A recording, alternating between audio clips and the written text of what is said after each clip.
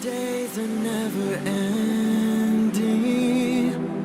when the nights are feeling lonely, there's a place that I can go, where the birds are free to roam, in the sky, flying high, over fields of green, and where the stars inside the sky, we're the last ones shining bright, pushing through the storm tonight, we'll be burning on and on and on. We're the stars inside the sky, we're the last ones shining bright, pushing through the storm tonight, we'll be burning on and on and on.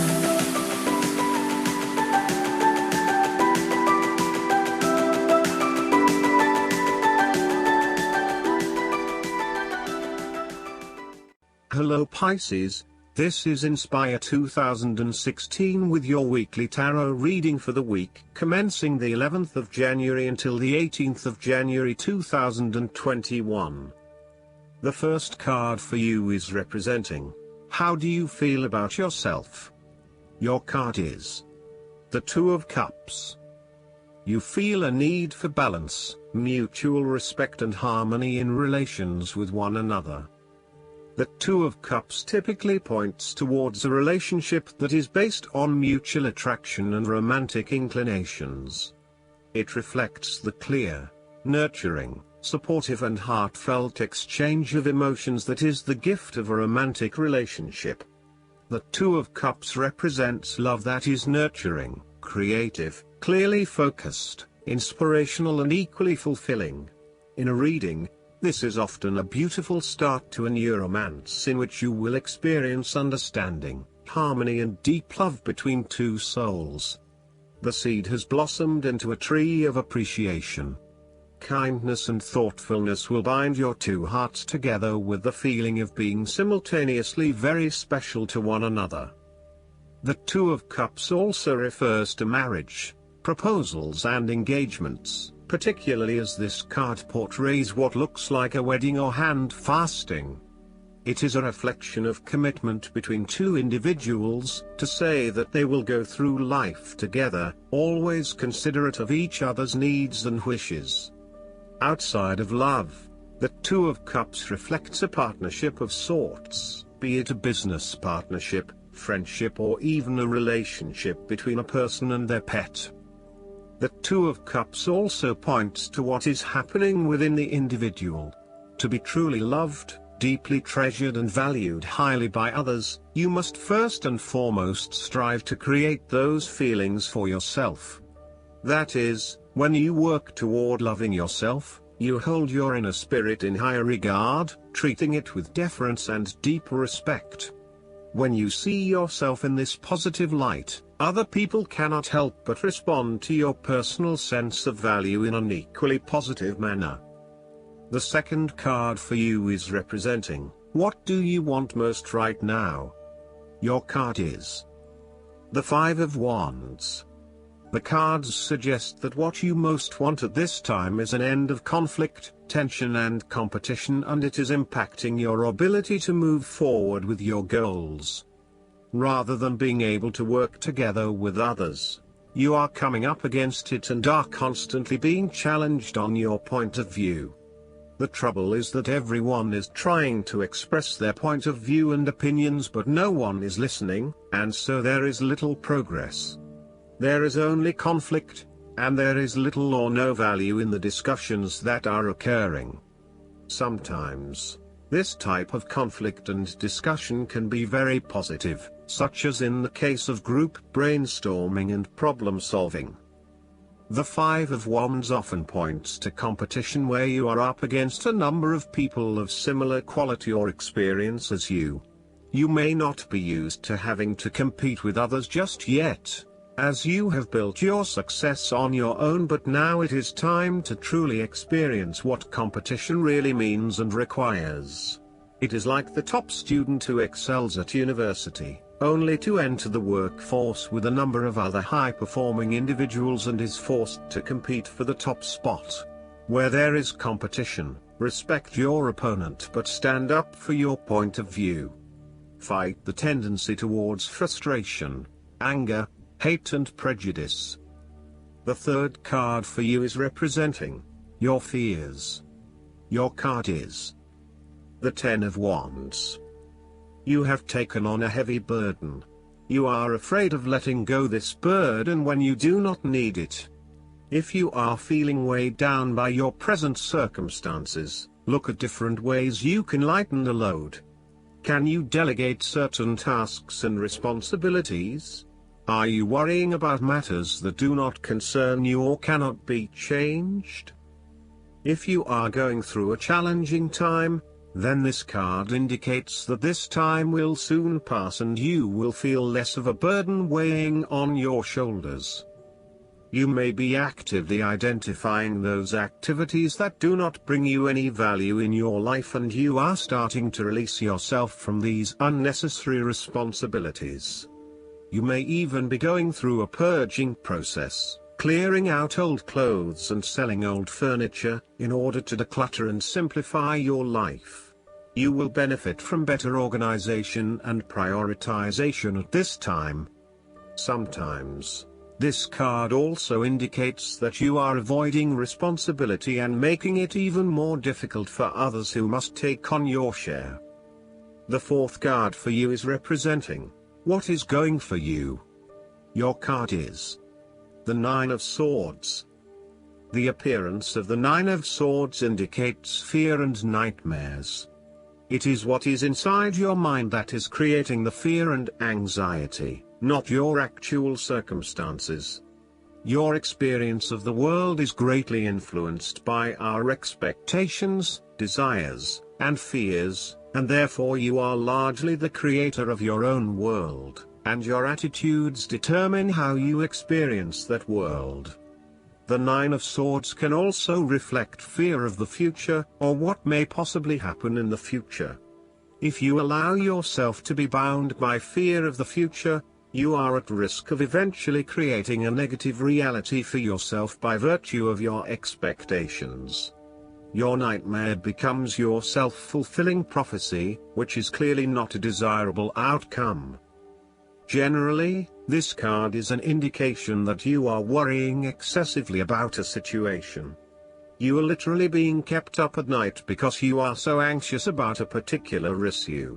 It is possible you are working yourself up unnecessarily, and, if you were to look at the situation more objectively, you may come to realize that it is not as bad as you are making it out to be. In fact, all that worry and despair is what is making it worse, so rather than fretting about it, do something to change it.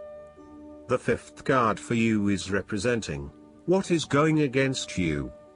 Your card is the Ace of Cups. This card may call on you to curb your emotions somewhat for your greater benefit. For example, ending a relationship may spur you on to wanting to cry for days on end, but what the Ace of Cups tells you is that in order to heal, you really need to push back the tears and fight on in order to retain a balance. Try not to let your emotions get the better of you or take an unhealthy hold of your life. Sometimes it is possible to express ourselves too much, and in doing so, share our vulnerabilities, or worse, attack the vulnerabilities of others. Find ways to constructively express what you feel so that you can continue through life with a more balanced perspective. Alternatively, this card could suggest that you have repressed your feelings too long and it is now the time to release them. You may have bottled up so many emotions that you have become almost void of feeling true emotions and instead feel a general numbness inside. In a relationship reading, the card can indicate that you are withholding your emotions, for fear of getting hurt.